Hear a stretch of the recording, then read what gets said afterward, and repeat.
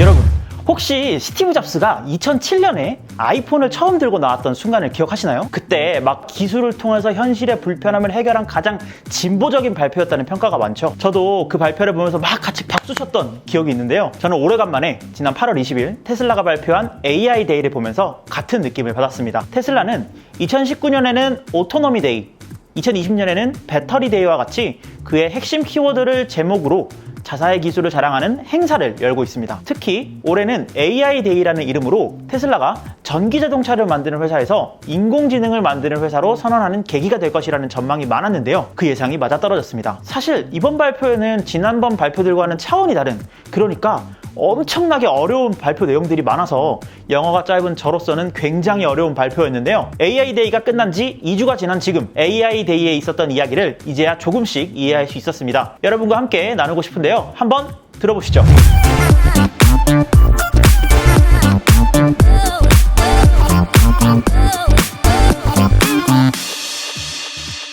네, 저는 이번 AI 데이 발표를 도조와 테슬라 봇이라는 두 가지 키워드로 요약할 수 있었습니다. 도조에 대한 이야기부터 한번 해볼까요? 테슬라는 자율주행 자동차를 실현하기 위해서 계속해서 노력하고 있죠. 물론 일정에 대해서는 매번 일론 타임이 적용되고 있긴 하지만요. 어쨌거나 자율주행을 하기 위해서는 세 단계를 거쳐야 됩니다. 인식, 판단, 제어. 오늘 발표는 인식과 판단에 대한 내용을 중점으로 이야기가 됐습니다. 인식을 하기 위해서는 일단 도로 상황을 읽어야겠죠. 차선은 어디에 있는지, 앞서가는 차의 속도는 어떤지, 옆에 벽이 있는지, 차선이 있는지, 은실장이 있는지 알아야 차가 안전히 앞으로 갈 테니까요. 테슬라는 여기서부터 AI 데이 발표를 시작했습니다. 테슬라는 작년에 라이다를 버리겠다고 선언했습니다. 라이다는 빛을 쏘고 반사되는 그 빛을 인식하는 고가의 장비죠. 테슬라는 비용적인 문제보다도 라이다로부터 들어오는 정보에 노이즈가 너무 많아서 올바르게 분석할 만큼 신뢰도 높은 데이터가 들어오지 않는다고 판단한 것 같아요. 이어서 레이더도 없애겠다, 완전히 카메라로만 인식하겠다고 막 그러고요. 다들 테슬라가 막 미쳤다 그랬죠. 카메라로만 어떻게 자율주행을 하냐고. 그러자 테슬라가 덧붙인 말이 유명하죠. 야, 우리가 운전할 때 머리 꼭대기에 라이다가 있어서 운전하냐? 그냥 눈만 있으면 운전하잖아. 이렇게 얘기했죠. 테슬라에 장착된 카메라로 들어오는 데이터를 어떻게 분석하는지에 대한 이야기로 시작했습니다. 갑자기 막 뇌그림과 눈그림 막 이런 것들 보여주면서 막 이야기를 하길래 뭐 재밌는 얘기 하겠다 싶어서 귀를 쫑긋 세우고 들어봤는데요. 요약하자면 테슬라가 그동안 분석하고 발전시킨 AI 기술을 통해 더 완벽에 가까운 도로 상황을 인식할 수 있다는 겁니다. 테슬라 차량들의 전방, 후방, 측면에 장착된 8대의 개별 카메라를 이용해서 가상의 3D 공간을 만들고 정확한 판단과 분석까지 가능하게 발전했습니다. 카메라에 들어오는 정보들을 합성해서 마치 하늘에서 내려다보듯이 주변 상황을 파악할 수 있도록 발전했다는 거죠. 이 모든 것이 사람이 사물을 인지하는 방식을 흉내냈다고 하면서 뇌와 눈이 신경과 연결된 그림까지 보여줬던 거죠. 원래는 카메라 하나하나 들어오는 데이터들을 이용해서 아주 가까운 거리에 있는 물체에 대해서 사각이 생길 수밖에 없었던 구조였거든요. 근데 이제 마치 신처럼 가상의 3D 공간에서 내려다보기 때문에 이런 문제를 해결할 수 있었다고 합니다. 여담으로 제품을 발표할 때랑은 다르게 이거 발표할 때는 막 엄청나게 어려워 보이는 수식들이 막 같이 난무했거든요. 애초에 발표 자체가 일반인들이나 마케터들을 대상으로 한 발표가 아니라 엔지니어들을 대상으로 한 발표였기 때문에 이런 어려운 수식들이 난무해도 된다고 해요. 이렇게 읽어드린 정보를 바탕으로 도로 상황을 분석했으면 판단을 내릴 수 있어야겠죠. 여기서 자율주행의 두 번째 단계, 판단의 대목이 들어갑니다. 도로 위에 있는 수많은 테슬라 차량들은 사용자들의 동의를 받아 수집한 도로 상황에 대한 자료를 테슬라로 보내고 있는데요. 테슬라는 작년 2020년 한 해에만 50만 대의 차량을 팔아치웠고 이 많은 차들이 전 세계 곳곳을 누리면서 도로 상황을 보내고 있다고 생각하면 그 데이터들을 분석하는 데에만 해도 어마어마한 노력과 비용이 들어가겠죠. 이렇게 수집되는 데이터들의 라벨링, 그러니까 컴퓨터가 이게 도대체 뭔지 알 수 있게 이름표를 달아주는 작업을 하는 데에만 1000명의 인원들을 고용했다고 합니다. 앞으로도 계속 고용한다고 했어요.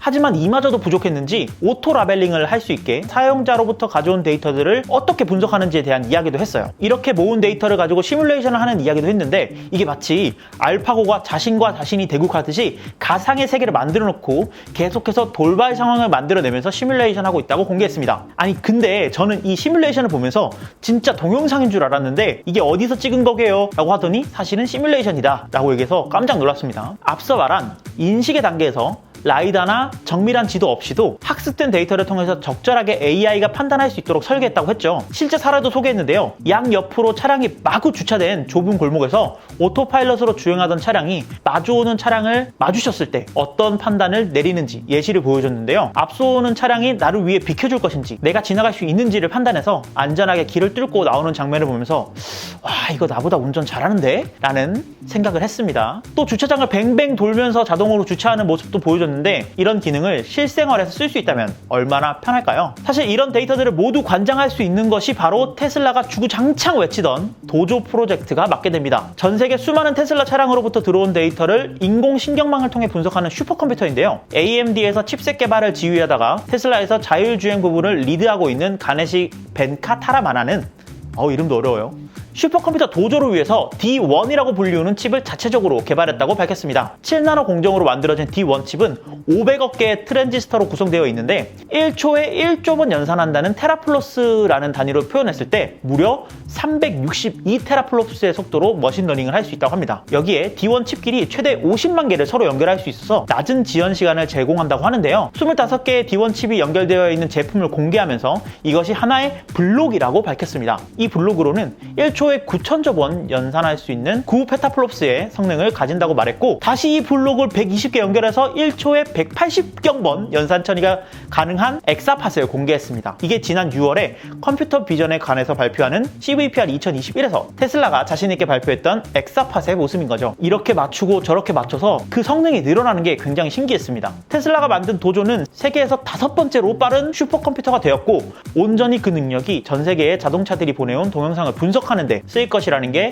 한편으로는 무서울 따름이죠. 현재는 엔비디아의 쿠다를 기반으로 작동되고 있는 머신러닝을 도조로 바꾸는 코드를 보여주는 게 굉장히 직관적이고 와닿았습니다. 과연 이 도조는 일론 타임을 벗어나서 내년에 진짜 도입될 수 있을지 기대가 되는 대목입니다. 이어서 테슬라의 다음 스텝을 이야기했습니다. 바로 테슬라 봇인데요. 저는 사실 이게 그냥 장난인 줄 알았어요. 왜냐하면 멋지게 테슬라 봇이라고 소개하다가 말고 테슬라 봇 옷을 입은 사람이 나와서 갑자기 막 춤을 췄거든요. 저는 처음에 이 장면을 보면서 와, 날개뼈까지 잘 구현했네 이렇게 생각했다니까요.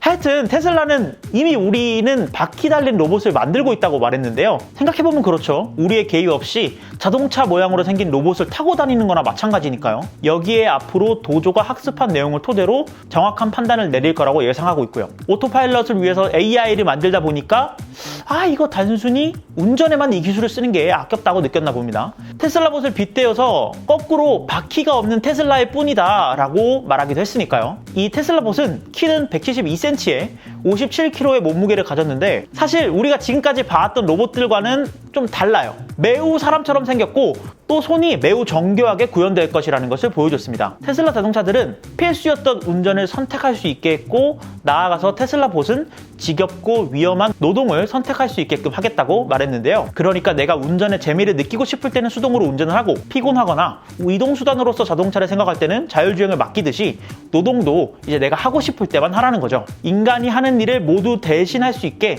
범용 로봇을 만들기 위해서 인간의 형태를 띠게 만들었다는 겁니다. 근데 대리운전을 시켰는데 테슬라 봇이 오면 그거는 자율주행인가요? 아니면 대리운전인가요? 약간 애매해지죠. 그런데 로봇 하면 떠오르는 회사가 또 있죠. 올해 초에 현대자동차가 인수한 보스턴 다이내믹스. 재미있게도 AI 데이가 있기 3일 전 8월 17일에 유튜브를 통해서 파쿠르를 하는 로봇을 보여줬습니다. 현대자동차 보스턴 다이내믹스와 테슬라의 테슬라 봇, 하드웨어의 끝판왕 보스턴 다이내믹스와 인공지능의 끝판왕이 될 테슬라. 두 회사의 대결을 피할 수는 없을 것 같습니다. 테슬라가 로봇 시장에 뛰어드는 것에 대해서 언론들은 회의적인 시선을 보냈습니다. 특히 더 버진은 디즈니랜드의 로봇과 비슷한 로봇을 테슬라가 만들었다라고 하면서 일론 머스크가 자주 하는 미끼 상품일 뿐이다 라고까지 지적했죠.